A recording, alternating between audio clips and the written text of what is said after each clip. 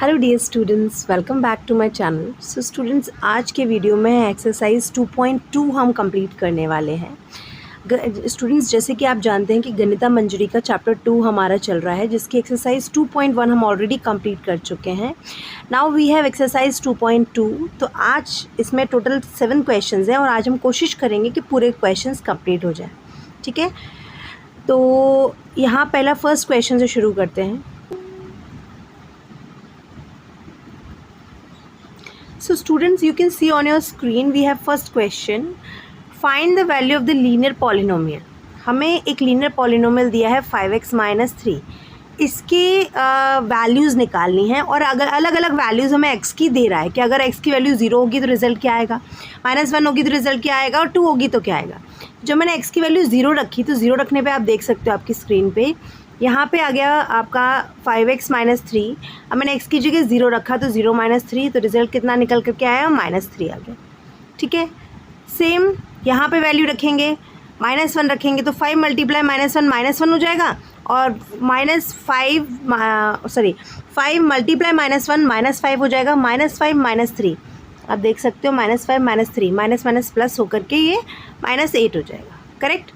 Now we have the third question, x = 2। अब यहाँ पे बस 5x की जगह 2 रख दीजिए, 5 × 2 = 10, 10 - 3 कितना हो जाएगा, 7 हो जाएगा। करेक्ट। तो सिंपल क्वेश्चन है, सिर्फ वैल्यू निकालनी है लीनियर एक्सप्रेशन की, लीनियर पॉलिनोमियल की वैल्यू पुट करनी है हमें। x की वैल्यू ऑलरेडी दी थी, पुट करके हमने ये रिजल्ट निकाल दिया। Same we have second question, linear polynomial की जगह अब हमारे पास क्वाड्रेटिक पॉलिनोमियल है। यहाँ पे भी हमें जो वेरिएबल दिया है उसकी वैल्यू दी हुई है, हमें बस वो पुट करनी है। तो ये आप देख सकते हो फर्स्ट क्वेश्चन में हमें s की जगह 0 रखना है। तो हमारा जो क्वाड्रेटिक पॉलिनोमियल है जिसमें s की जगह पे हर जगह मैंने 0 रख दिया, 7 × 0 0 हो जाएगा, 4 × 0 0 हो जाएगा and we are left with only 6। So the result is 6 only. Correct. Now second we have -3। s की जगह पे आप -3 रख दीजिए। तो आप जानते हो स्टूडेंट, जब भी नेगेटिव नंबर का हम स्क्वायर करते हैं, अगर कोई भी नेगेटिव नंबर है अगर उसका स्क्वायर कर रहे हो तो रिजल्ट हमेशा पॉजिटिव नंबर आएगा। पॉजिटिव नंबर 9 आ जाएगा, 9 के 7 से मल्टीप्लाई करोगे 63। Same here we have -4 × -3, so it will become +12, right. जब माइनस का माइनस से मल्टीप्लाई हो जाता है तो प्लस बन जाता है साइन, तो प्लस हो गया, 4 × 3 = 12 एंड देन वी हैव +6। 6 के साथ कोई भी वेरिएबल नहीं था, 6 एज इट इज़ आ गया। 12 और 6 को आप प्लस करोगे 18 हो जाएगा, 63 और 18 को प्लस करोगे आप तो 81 रिजल्ट आएगा निकल के। करेक्ट। ऐसे आप s की जगह 4 रख के चेक करिए, 4 का स्क्वायर करते हैं 16 आता है, 16 का 7 से मल्टीप्लाई करोगे 112 आएगा। देन 4 × 4 16 हो जाएगा। करेक्ट। और ये ऑलरेडी 6 है तो -16 + 6 -10 बचेगा। 112 में से -10 जाएगा तो आपका 102 रिजल्ट आएगा, राइट। तो आप इस तरीके से भी कर सकते हो, या पहले 112 में 16 माइनस कर लो, 96 आएगा और उसमें आप फिर 6 ऐड कर दीजिए। करेक्ट। तो इस तरीके से आप ये कैलकुलेशन कर सकते हैं, राइट। यहाँ पे बस साइन का थोड़ा सा आपको ध्यान रखना है। कई बार अक्सर बच्चे गलती करते हैं कि यहाँ पे अगर एक माइनस का साइन है और प्लस ये है तो वो क्या करेंगे, इनको प्लस कर देंगे, प्लस नहीं होगा, जबकि क्या होगा, ये माइनस की वैल्यू है प्लस की वैल्यू, तो माइनस प्लस माइनस होता है, तो ये माइनस होगा, जो रिजल्ट आएगा वो आपका माइनस में ही आएगा कि बड़ा नंबर जो है उसके आगे माइनस साइन है। हमेशा जो बड़ा नंबर होता है उसके आगे का साइन देखा जाता है। करेक्ट। तो ये हमें इस तरीके से सॉल्व करना है, राइट। तो ये हो गया हमारा फर्स्ट और second question. Now come to third question. आप देख सकते हो थर्ड क्वेश्चन का भी कैलकुलेशन मैंने कर रखा है पूरा। पहले तो क्वेश्चन समझते हैं, थर्ड क्वेश्चन है क्या। थर्ड क्वेश्चन में बोल रहा है present age of Salil's mother is 3 times Salil's present age. तो पहले तो मुझे 2 लोगों की बात हो रही है, सलिल की बात हो रही है, सलिल की प्रेजेंट एज मैंने मान ली x ईयर्स। फिर उसकी मदर की बात हो रही है तो मैंने उनकी एज जो बोल रहा है क्वेश्चन में कि वो 3 टाइम्स है उसकी एज का, 3x हो गया। अब बोल रहा है आफ्टर 5 ईयर, अगर 5 साल बाद किसी की एज निकाली जाएगी तो आज से 5 साल बाद आप किसी की एज निकालोगे तो क्या करोगे, +5 करोगे ना। तो सलील की प्रेजेंट एज में हमने 5 प्लस कर दिया, ऐसे ही उसकी मदर की एज में भी +5 हो जाएगा, 3x + 5 हो गया। अब क्वेश्चन में कह रहा है कि अगर 5 साल बाद की जो इनकी एज है उनको मैं प्लस करती हूँ तो उनका रिजल्ट कितना आएगा, 70 ईयर्स। तो हमने 5 ईयर की जो इनकी एज थी उसको प्लस कर दिया। ठीक है, x + 5 + 3x + 5। सलील की एज कितनी थी, x + 5। उसकी मदर की एज कितनी थी, ये, इनको प्लस करा तो 70 आया। अब यहाँ पे कैलकुलेशन जब हम करेंगे तो x और 3x को ऐड कर दीजिए आप। जो लाइक टर्म्स होते हैं वो हमेशा ऐड होते हैं, राइट। तो लाइक टर्म्स है x और 3x, तो ये 4x हो जाएगा प्लस। अब कांस्टेंट है हमारे पास 5, यहाँ भी 5, तो 5 + 5 10, correct. Now 4x is equal to 70, 10 उधर जाके सब्ट्रैक्ट होगा because we need to find the value of x, इसीलिए हम x के साथ जो भी चीज़ें हैं उनको एक एक करके हटाएंगे। पहले कांस्टेंट हटाया, उधर जाके माइनस हो गया, 60 आ गया। अब वेरिएबल के साथ जो कोफिशिएंट है यानी 4 है उसको हटाइए, तो ये यहाँ कोफिशिएंट उसके साथ मल्टीप्लाई में है तो उधर जाके डिवाइड में होगा। हमेशा याद रखिए स्टूडेंट्स, जो चीज़ LHS में है उसका जब दूसरी साइड जाता है तो अपोजिट होता है। अगर मल्टीप्लाई हो तो डिवाइड होगा, डिवाइड है तो प्लस मल्टीप्लाई होगा, ठीक है। प्लस है तो माइनस होगा, माइनस है तो प्लस होगा, बस ये ध्यान रखना है, ठीक है। तो x इज इक्वल्स टू आप डिवाइड कर दीजिए, ये आ जाएगा 4 × 1 = 4, 4 × 5 = 20, यानी हमारा सलील जो है उसकी एज निकल के आई है 15 ईयर्स। 15 का आप 3 टाइम्स करिए, 3 का मल्टीप्लाई करिए तो उसकी मदर की एज आ जाएगी। यहाँ पे हम देख सकते हैं सलील की एज हो गई 15 years and his mother age will be 45 years, right? So this is how you have to do this question, correct? Okay, now we have next question, question number 4. समझ लेते हैं क्वेश्चन क्या दिया है। Difference between 2 positive integers is 63। Okay, 2 positive integers हैं, उनका difference दे रहा है और पॉजिटिव इंटीजर्स रेशियो में दिए हुए हैं। स्टूडेंट्स, आपको पता है कि जब भी हम इस रेशियो को ब्रेक करते हैं तो हम हमेशा एक वेरिएबल लिख देते हैं उसके साथ, क्योंकि एक रेशियो में है। रेशियो में बनाने के लिए उसको सिंप्लीफाई किया गया होगा तो कोई ना कोई नंबर से डिवाइड किया गया होगा, तो वो नंबर हमें नहीं पता है, तो इसलिए हम क्या करते हैं उसको लेट कर लेते हैं। लेट द 2 इंटीजर्स बी, एक हो गया 2x, दूसरा हो गया 5x। आप वेरिएबल अपनी मर्जी से कोई भी लगा सकते हो, ठीक है। अब हमें बोल रहा है इनका डिफरेंस, तो दोनों नंबर को माइनस करेंगे। अब दोनों में बड़ा नंबर कौन सा है? ऑब्वियसली 5x, राइट, जिसका 5 से मल्टीप्लाई हो रहा है। वेरिएबल किसी भी नंबर का अगर 5 से मल्टीप्लाई हो रहा है और उसी नंबर का 2 से मल्टीप्लाई हो रहा है तो ऑब्वियसली 5 से मल्टीप्लाई होने वाली वैल्यू बड़ी होगी। ये 5x - 2x = 63 हमने किया। उसके बाद क्या हो जाएगा, आप 5 में से 2 माइनस करोगे 3x, तो x की वैल्यू इस तरीके से 21 निकल के आएगी। अगर एक इंटीजर 20x इक्वल टू 21 है तो 2 का मल्टीप्लाई करने पे हमें एक इंटीजर मिल जाएगा, 5 का मल्टीप्लाई करने पे हमें दूसरा इंटीजर मिल जाएगा, राइट स्टूडेंट्स। तो इस तरीके से क्वेश्चन नंबर 4 आपको कंप्लीट करना है। Now come to 5th question. देखिए 5th क्वेश्चन बहुत इजी है, समझने की कोशिश करते हैं। देखिए बोल रहा है रूबी के पास 2 तरह के कॉइन है, एक 5 रुपये का कॉइन है, 2 रुपये का कॉइन है, ठीक है, समझिएगा ध्यान से। Ruby has 5 rupees coin and 2 rupees coin. अब बोल रहा है Ruby has 3 times as many 2 rupee coin as she has 5 rupee coins, ठीक है। जितने उसके पास 5 रुपये के सिक्के हैं, उन 5 रुपये के सिक्कों का जब मैं 3 गुना करूँगी तो 2 रुपये के सिक्के बनेंगे, राइट। ये कह रहा है इस लाइन में Ruby has 3 times as many 2 rupee coins as she has 5 rupees coin। तो मतलब 5 रुपये के सिक्के उसके पास जितने हैं उसका हमने 3 गुना किया तो हमें क्या मिल गए? 2 रुपये के सिक्के मिल गए, राइट।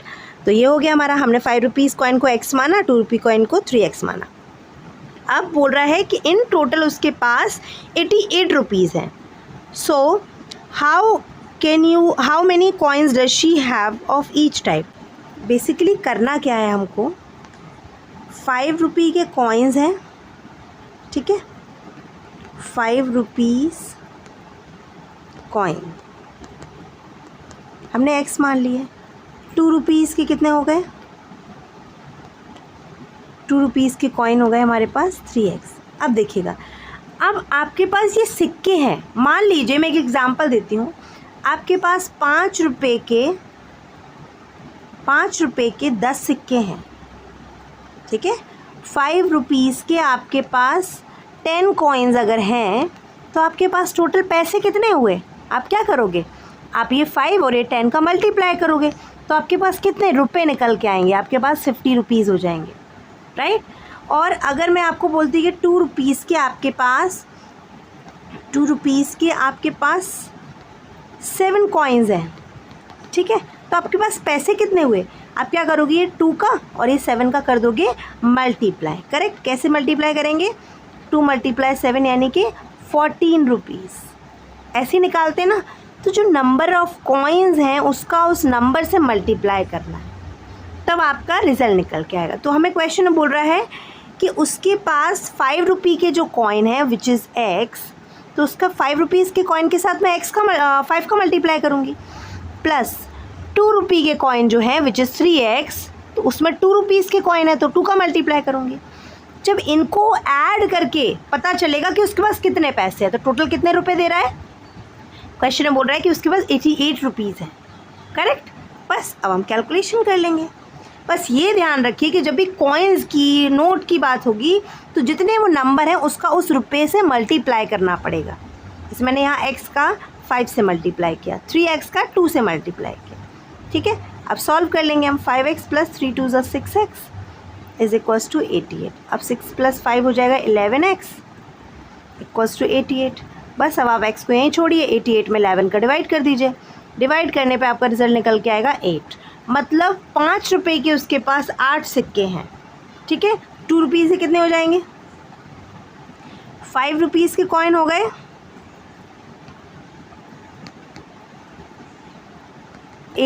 8 कॉइन्स, और 2 रुपीज़ के 3x, 3 × 8 यानी कि 24।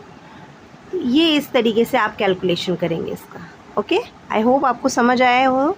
ये यहाँ पे सब कुछ मेंशन्ड है स्टूडेंट्स, ठीक है। इसका मैं ये इस सॉल्यूशन का PDF में मैं अपलोड कर दूँगी, तो आप लोग देख लीजिएगा, ठीक है। चलिए हमारे पास 6th क्वेश्चन क्या दे रहा है देख लेते हैं। फार्मर कट अ 300 फीट फेंस इनटू 2 पीसेस। एक उसके पास फेंसिंग था, उसको 2 पीस में उसने काट दिया और दोनों पीस का साइज़ अलग अलग रखा, ठीक है। जो लॉन्गर पीस है वो 4 टाइम्स है as long as the shorter piece. तो पहले शॉर्टर पीस को लेट करना पड़ेगा, हमें पता ही नहीं शॉर्टर पीस क्या है, तो हमने मान लिया शॉर्टर पीस x है। तो लॉन्गर पीस क्या हो जाएगा, उसका 4 गुना 4x हो गया, करेक्ट। अब इस x और 4x लॉन्गर पीस और शॉर्टर पीस को प्लस करूँगी तभी तो 300 फीट का फेंस बनेगा, है ना। तो यहाँ पे हमने 300 फीट का फेंस बनाने के लिए x और 4x दोनों को ऐड कर दिया, ऐड करा 5x आया इक्वल्स टू 300। फिर x का मैंने डिवाइड किया तो x की वैल्यू 5 का मैंने डिवाइड किया तो x की वैल्यू मेरी 60 निकल के आई। मतलब जो शॉर्टर पीस था हमारा 60 फीट का है, तो लॉन्गर पीस कितने का हो जाएगा, 4 × 60 which is 240 feet, correct. Easy question था। 7th क्वेश्चन करते हैं। If the length of a rectangle is 3 more than twice as width. देखिए रेक्टेंगल की बात कर रहा है, रेक्टेंगल में क्या क्या चीज़ें होती है, 2 चीज़ें होती हैं, एक लेंथ और एक विड्थ, करेक्ट।